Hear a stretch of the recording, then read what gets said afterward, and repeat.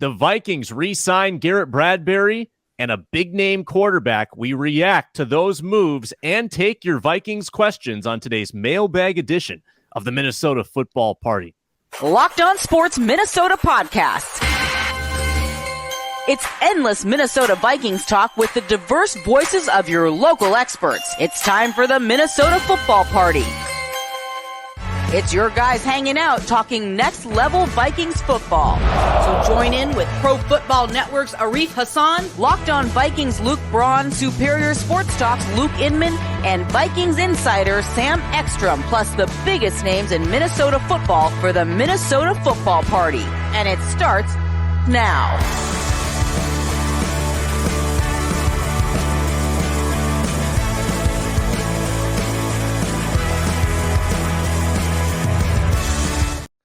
Happy Wednesday, everybody. I'm Sam Ekstrom, at Sam Ekstrom on Twitter. It's the mailbag edition of the Minnesota Football Party, which means we're joined by Carol Sports Director Reggie Wilson, at Reggie Wilson TV on Twitter, and Luke Inman of Locked On Sports Minnesota, at Luke_Spinman. It's good to see you, gentlemen. Today's episode is brought to you by FanDuel, the official sportsbook of Locked On. Make every moment more at FanDuel. Check out FanDuel.com/LockedOn to get started. We're also available in a number of ways on YouTube. Watch all the videos on the Locked On Sports Minnesota channel. Please subscribe and comment below. Today, comment with your thoughts on the Byron Murphy signing. That's the big news of yesterday. We're also available free wherever you get your podcasts. And we're also on the Locked On Sports Minnesota app on your Roku or Amazon Fire Stick devices. Gentlemen, are your eyes glued to Twitter the last couple of days? It has been a news dump, not just for the Vikings, but around the league. We got Aaron Rodgers news probably coming down the pipeline today. This has been crazy, hasn't it, Reggie? Man, it's like I need to turn on my notifications for Rap Sheet and Schefter, but then also Pelissero, but then also Garofolo. But then also, like, there's too many scoop artists now. It's like, good Lord, like, okay, all right. And then, like, it's funny too, because, you know, doing our show on a nightly basis, our sportscast on Care 11, it's like, okay, I'll get everything together. Okay, cool. We're ready to present. And then something like last night happens, like right before I'm about to go on air, you know, the whole thing about Byron Murphy happens. You're just like, what the heck? And so it's just you can't really keep up with everything, but it's an exciting time of year, right? It's just like, okay, what's going to happen next? What's going to happen next? And if it gets too quiet for too long, then you know, like a bomb is about to happen. So let's react to yesterday's moves, most of which, unfortunately, Luke, they dropped after we recorded yesterday's Minnesota Football Party. So yeah, that's how it goes. So today, let's talk Cousins restructure, Bradbury re-signing, and Byron Murphy acquisition. Then we'll get into your Vikings fan questions. I would say the headline is Byron Murphy. The Vikings go get one of the top young cornerbacks on the market, 2 years, $22 million from the Arizona Cardinals, coming off an injury to end last year. He played really well, actually, against the Minnesota Vikings right before he got hurt. But this replaces Patrick Peterson with a younger, maybe higher potential cornerback who obviously slots in as an immediate starter. Apparently he can play some nickel as well, but he's your CB1 right now, Reggie. It's so funny too, because Byron Murphy pretty much took Patrick Peterson's place in Arizona, and now he's going to take Patrick Peterson's place Good point. Here in Minnesota. And so, you know, what's interesting, and I brought it up to a group chat yesterday, it seems like with these free agent signings, Kwesi is a numbers guy. He's a calculated risk guy. You know, he's a former Wall Street guy. And it's just so interesting. Like, two things seem to be at play here. He likes to play with the money. I think that part is kind of fascinating to him, like how he can manipulate. He and Rob Brzezinski, I feel like they're in like this dark room and they're just like, like just trying to like figure out what they can do next to make the money, you know, manipulate to what they wanted to do to work the cap. But then also, it's been interesting the free agents that have signed, or even just keeping their own people. Like, you bring back Garrett Bradbury, he went below like what PFF graded his market to be, and they signed him back for the 3-year, nearly $16 million. But they were projecting him to go at like 18, 19 mil. But he had a little bit of a prove it year last year, and then he hurts his back, misses 5 games. Like, you kind of get him for a little bit of a bargain. Last year, they signed Za'Darius Smith. He was coming off the back injury. You're like, okay. So they kind of get him for a little bit of a bargain. Byron Murphy missed 8 games with the back injury last year. Sign him for 2 years. I saw like reports saying that he could be had for like 16 per, possibly. Whoa. Exactly. They signed him to the 2-year, $22 million deal. Like, Kwesi is getting these guys. He's buying low, but he's taking a risk on these guys. Marcus Davenport, he's kind of oft injured a bit, but his pressure rate was up there with za'darius last year. So I think it's interesting because, like, they signed him to a 1-year, $13 million deal. Like, he's taking these like flyers on guys that have high upside, but also come with a little bit of a risk because of maybe injury history, or, maybe they signed Harrison Phillips last year. He had a fantastic year, but talking to Harry last year, he was talking about how in Buffalo, he felt like he could have been used a little bit more. He came to Minnesota getting utilized a little bit more, but because of his usage rate not being where he felt like it should be, they kind of got him at a little bit of a deal.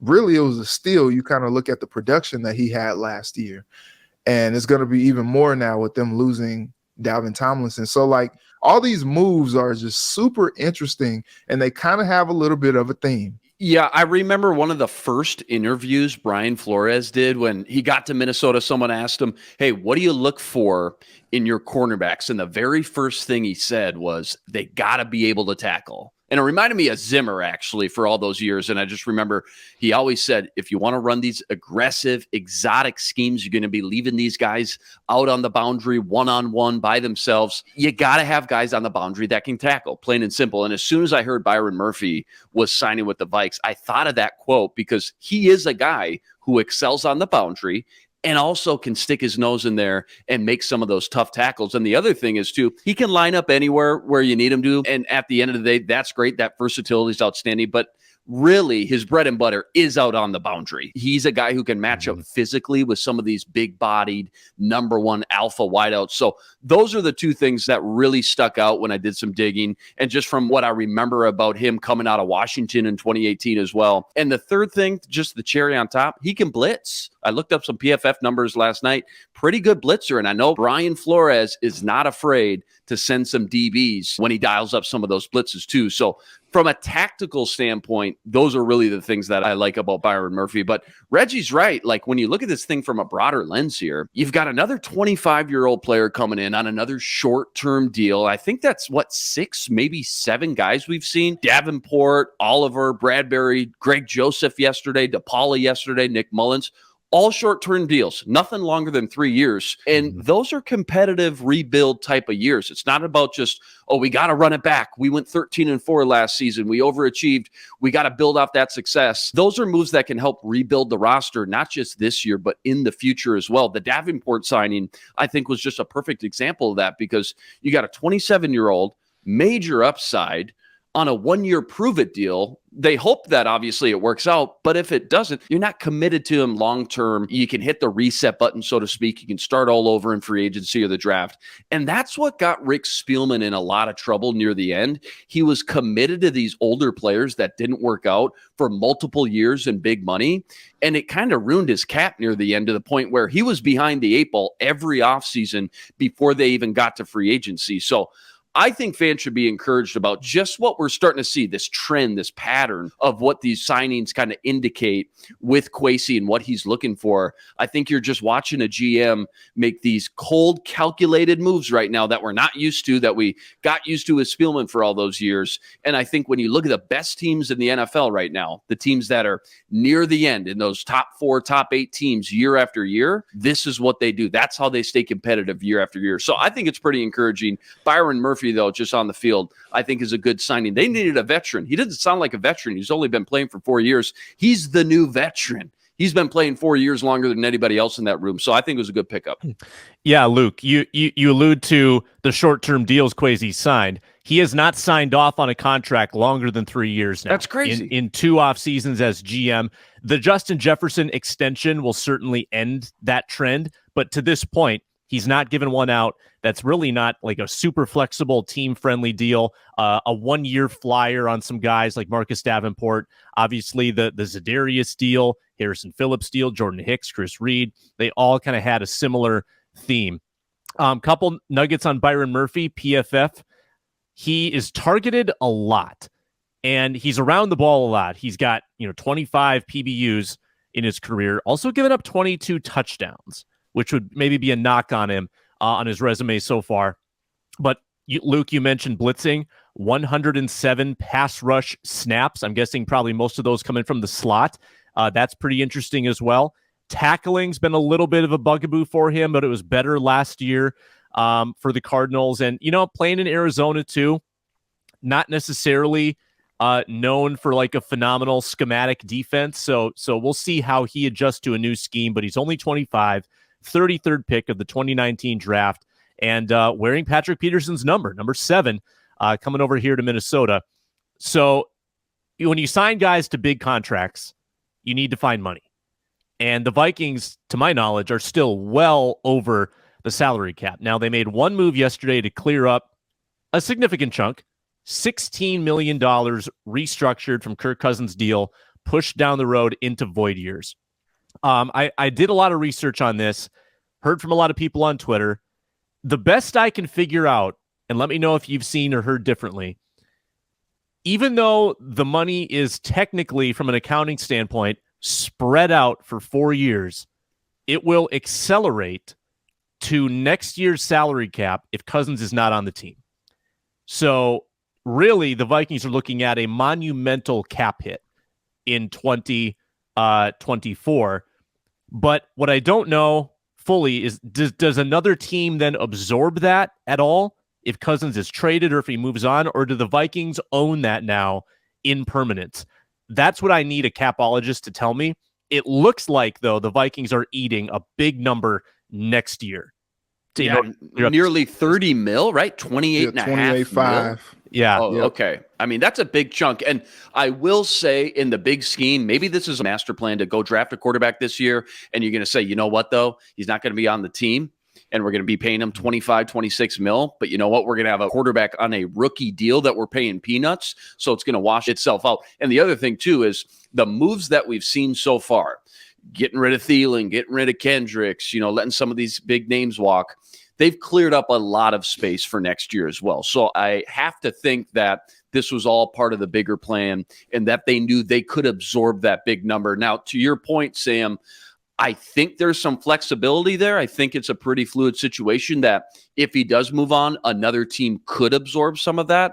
I don't know the details. We need a guy like Luke Braun to come on, like you said, a capologist, so to speak, to come on and explain all the details. But as of now, if they weren't to work out some sort of extra deal on the side, yeah, that's a lot to absorb for a guy that's not playing on your team next year. That's huge. I remember when Big Ben was let go of the Steelers and they owed him about 21 mil of dead cap they were paying him the next year. That was insane at the time. That was unheard of. And obviously, this isn't a great situation, but it just goes to show the quarterback deals that we've seen now in the quarterback market itself, just over the past 5-6 years, has continued to increase so much that if you can find a quarterback on a rookie deal, obviously the proof's in the pudding when you look throughout the league and some of the success teams have had. It makes things a lot easier. Let's just put it that way for a GM. Makes me wonder a little bit, Reggie, if it indicates the Vikings are trying to hang on to a couple of these other high-priced guys, because you'd think you wouldn't prefer to make that kind of move if you had other methods, be it a Brian O'Neill restructure, be it a za'darius Smith trade. A lot of that could still be coming down the pipeline. We don't know, but I think they need to do another couple moves here to make the money work. I guess I'm a little surprised that they did the Cousins move up front, but they did have to get cap compliant by today. So we'll see what happens. But it's almost like, Reggie, they gave him a 1-year extension. But, oh, by the way, we don't actually get the player. We just have to pay the player another year. Yeah, it's weird. I was like reaching out to any and everybody that I could yesterday I feel like the people who manage and deal with the cap and understand the cap are worth and get paid a lot of money, because it is a very complicated beast. Like, I had to have the whole concept of dead money and void years explained to me like a 5-year-old. And I kind of get it better now, but that whole thing is just crazy. Like, Kirk Cousins becomes a free agent at the end of this next season, but then they're still on the hook for 28.5 next year. And so now it's 28.5 that they won't have to pay, incoming free agents and all that. And I think what they were doing was just kind of bracing for that, which is why you looked at the Thielen move that they made not being a post-June 1 cut. They didn't want to spread that money out. Mm-hmm. I was talking to one of my friends, Ben Baby, who is one of the beat guys on the Cincinnati Bengals beat for ESPN. And he was just like, it's so interesting how the Vikings are kind of maneuvering the cap with their contracts. He was like, the Bengals contracts are really straightforward. Like, they sign people, they don't really restructure and kick money down the road. What they sign you for is what you got. And that's that. Like, for years, like the Andy Dalton deal that they got, Andy Dalton was not necessarily under fully guaranteed money, but he just got what he was owed every year. And once they didn't owe him, what they did, like they cut ties, and it was a clean break as far as the cap ramifications. It's so crazy how the Vikings are like, we're just going to, restructure here, do this, do that. We're going to kick the money down the road. But like in 26 and 27, there's like 8 million here, 8 million there that they don't have to play with as far as like bringing money towards potential free agents or, re-signings, or however you want to look at it. 8 mil in 26 and 27, that is still a ramification from what they did in 22 and 23 with Kirk Cousins. It's kind of bizarre.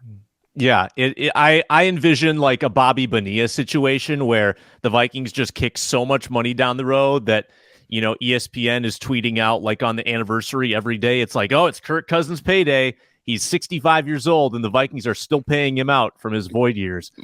We're going to get into some Vikings fan questions here coming up. But first, today's episode is brought to you by FanDuel Sportsbook, the official sportsbook partner of Locked On.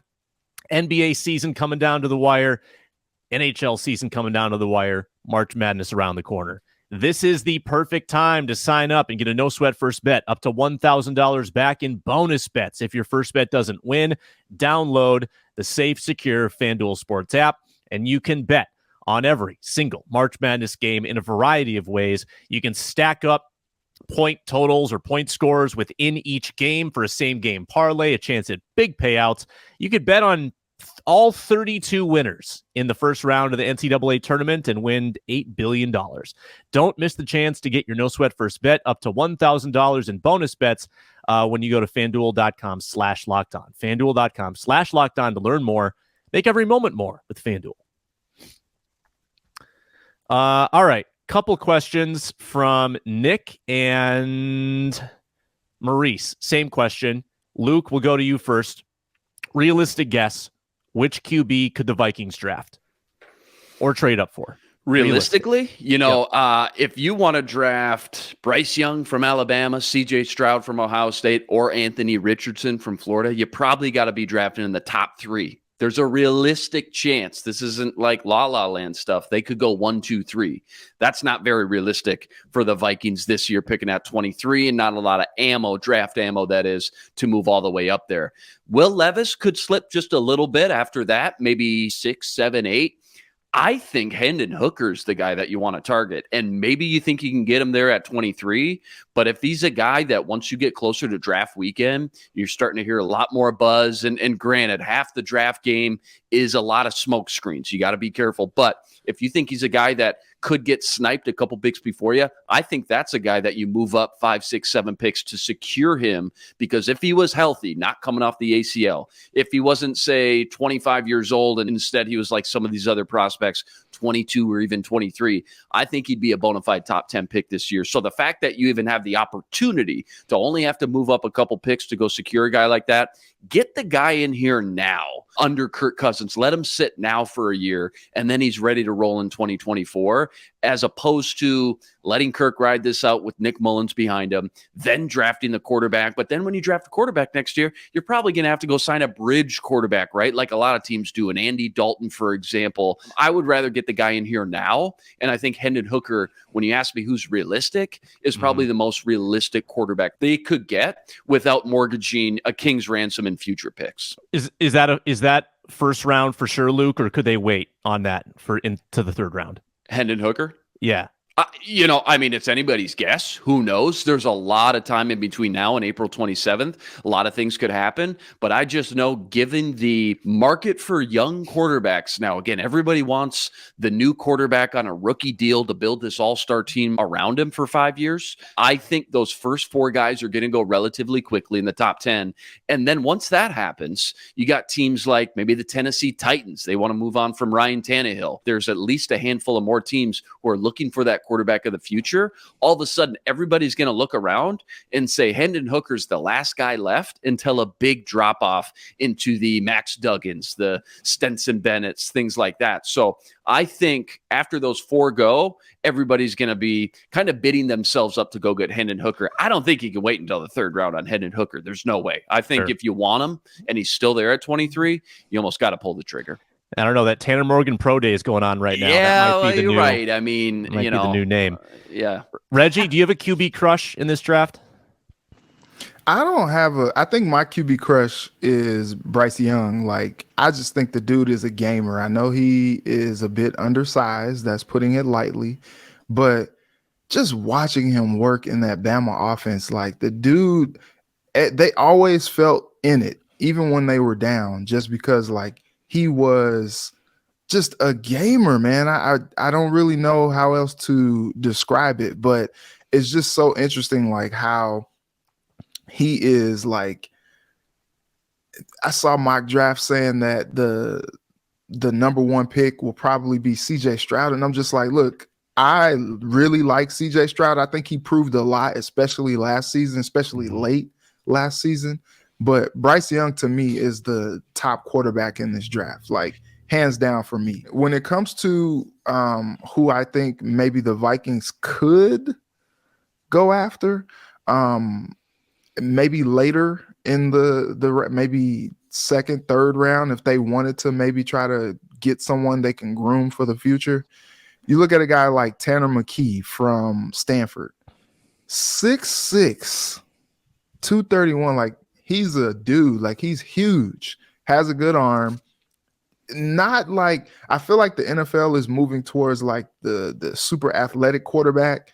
He's not like the most athletic of the guys. Like he's kind of like it's so crazy to call it a throwback, but he's kind of like your throwback to like your Tom Brady, your Matthew Stafford, like your pocket passer type dude that is not really expected to like do much with the legs, but like the dude is huge, man. And I see anywhere from like second to third round with him. He's kind of like in that next tier, maybe right behind Hendon Hooker. If Hooker didn't tear his knee up, like maybe Hooker is higher, but I kind of see them kind of like in that same area. And so it's interesting that he could be available if the Vikings were to think about, maybe try to get someone they can develop. right behind Kirk Cousins for a year and maybe see what they have. Yeah, I really like him. Big Ben. I think about Big Ben. He's just that big, just a monster in the pocket. And once you miss out on Hendon Hooker, he's the clear-cut next best guy until a big drop-off. So, yeah, I like that shout-out. What I was going to ask, just real quick, 30 seconds, I need your guys' opinion on this because I seem to be in the minority here that thinks the Chicago Bears actually lost that draft trade. And I think they could have, I expected them to get even more, as wild as it sounds. And I think if they would have waited, they probably could have got a little bit more. Am I nuts? Do you guys think that Chicago Bears got not only what it was worth to move down 8 spots and miss out on a guy like Will Anderson, or are you guys on the fence? Where are you guys at with that big trade that shakes up the draft quite a bit? So, and just for clarity, it was 2 firsts, or it was a pick swap in the first, a future first, and 2 future seconds.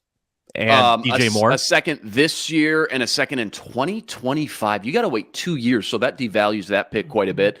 And this year's second round pick that they got is at the bottom of the round. It's almost an early third round pick. That's how late it is. And then I know DJ Moore is kind of the cherry on top. He's kind of what swings the trade for a lot of people. And I like DJ Moore. I really do. I just think if they would have waited, they would have got a little bit more. Yeah. Do you think DJ Moore is worth a first? Because I guess that it's like you tweeted out when it happened, Luke. It depends how you view Moore.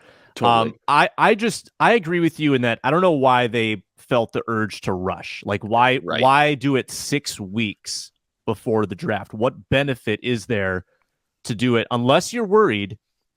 Maybe you're worried that some of these teams were going to acquire a quarterback in free agency. That's true. There could have been a concern that the suitors, the teams that maybe want our pick, will get frustrated or nervous. They'll go figure out their quarterback situation, and then the market dries up. I guess that's the benefit of doing it early, but most teams wait, and they get a king's ransom. So I think you could have definitely sat on that until closer to draft day. So I'm with you, Luke. It was a little head scratching. Yeah, I mean, this draft itself has got some of the best quarterbacks at the top we've seen now in the last few years. And I just think they're going to be in such high demand by the time we get to draft night. And there's so many teams that want this new young quarterback to build around. Whoever has the number 1 pick has all the power. And I wouldn't be surprised if the Panthers like multiple guys that they move down to Houston. They sell Houston on, hey, we love your guy. Houston's got to move up and get a second rounder. All right, boom, they got their second rounder back. Move down to 4 with the Colts. They get their first rounder for next year back. I just think they hold all the power. And Ryan Poles was a little foolish to move that pick so early, like you said. Let me ask this one, draft related, QB related.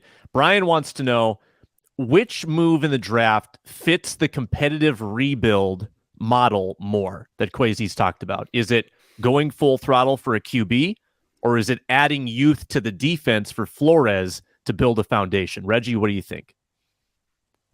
I definitely think it's adding youth to that defense. Like when you say competitive rebuild, there's going to be some growing pains when you do that. But the thought is, they can get coached up, play as well as they can, but develop to be studs in future years. And that's the rebuilding part of it. And so I think Flores is as good of a defensive mind as they have in the NFL. And I think he's going to get the most out of the guys that he has. But like I said, there may be some growing pains there. That's the competitive part is they're going to put him out there and get him ready to play. But, the NFL is a different beast than college, and there's just different challenges. But you hope that the year after that, they will be like rock solid for the Vikings and kind of build that foundation so that it all seems to be kind of building to me towards building up a bully a little bit and then being able to find a quarterback on a rookie deal that you don't necessarily have to pay as much just yet. And so now you've got like a foundation set where maybe you can, as you are doing the competitive rebuild, if some of these guys are coming up for contracts, you can sign those guys and not have to worry about paying a crazy amount to the quarterback and just kind of building like that. And then you have your quarterback of the future. You have your receivers of the future with Jefferson, with Hockenson, and maybe you can do a little something. I can kind of see it coming into place. Yeah, Reggie said that pretty well right there. And I think, you draft a quarterback this year, obviously he's not going to help you this year in 2023. He's going to sit on the bench. You draft a defensive player, he's going to come in and he's going to be able to give you more of an instant impact right away, especially Brian Flores handpicks somebody. He's probably going to match up with that scheme pretty well. I think in the bigger picture, though, Reggie's right. Like, unless you think you're one piece away this offseason for a Super Bowl run, then you should be doing everything you can to find your quarterback for the future on that rookie deal. That's just the blueprint in the NFL. Teams that can do that have the most success. And I think getting that guy in there sooner than later is always the best plan. You got to keep swinging on these guys. I know some fans are hurt. They're a little stung still from missing out on, Teddy Bridgewater and Tavares Jackson and Christian Ponder. You got to keep swinging, though. You just have to keep trying to take a swing and find the next young quarterback for the future. Because these quarterback contracts, guys, are so ridiculous now. It makes it so tough when you're paying a Daniel Jones type level of quarterback, 40 plus million a year, to build a great team around him. These rookie deals just give you such a huge advantage. If you can build a great team around that young guy, doesn't need to be a Pro Bowler, but he's just good enough and you can develop him for a couple years like the Bears are doing with Justin Fields now. That's your best chance at winning unless you strike gold on a Patrick Mahomes. All right, then you can pay the dude whatever he wants. Hand him the blank check. Like Reggie says, back up the Brinks truck for those guys. Go ahead. All right, that's fine because they make everybody around them that much better. But unless you do that, which is one in every, a decade draft you find a Patrick Mahomes, you got to keep swinging on some of these young guys. Couple more Vikings fan questions to get to, but first, the Built March Madness bracket is here. We know you've got a favorite bar or puff. Now's your time to make it count. Go to BuiltMarchMadness.com to vote for your favorite. I'll be voting for Cookies and Cream Puff. It's my favorite. I would suggest you make it your favorite. When you vote for your favorite bar or puff, you'll be entered into a drawing where 50 lucky Locked On listeners will get a free box of Built, and one Locked On fan will win a 12-month subscription to Built to have your favorite bars or puffs delivered straight to your door. Why do you want to load up on Built bars? Because they're the best protein bar ever with low sugar, high protein, and 100% real chocolate. Run to BuiltMarchMadness.com right now to vote for your favorite bar or puff and pick up a box while you're there. You can vote every day in March, so hop in and support your pick. Couple questions left from Gabby. Given the nature of the Kirk restructure, it indicates a desire to spend for this year specifically. Could we see a super front-loaded Hunter extension? I don't know if they've got – I still don't know if they have the cash. I mean, like we said, they've got to fit in Oliver money, Davenport money, Murphy money, and I don't know if they can fit in new Hunter money. Like that's a big ask. I think again, I would guess that the Hunter negotiations are not going well. Like my gut said, because Hunter has been jerked around a couple of years on this. Like he came off the injury, right? He wanted some assurances. Well, basically, they just escalated his free agency. They moved some money around. They didn't really give him more. And then Kwesi comes in. Hunter probably wants more assurances, doesn't get it. And now he's in a contract year. And after seeing the way Kwesi operates, I don't really see Kwesi offering Danielle Hunter a 5-year deal. And that's probably what Danielle Hunter wants. Like, I think there's probably a big impasse in those negotiations, just my instinct. And it might be hard to fit in a front-loaded Danielle Hunter contract if it's a shorter-term deal. That's just the way I see it. Reggie, what do you think?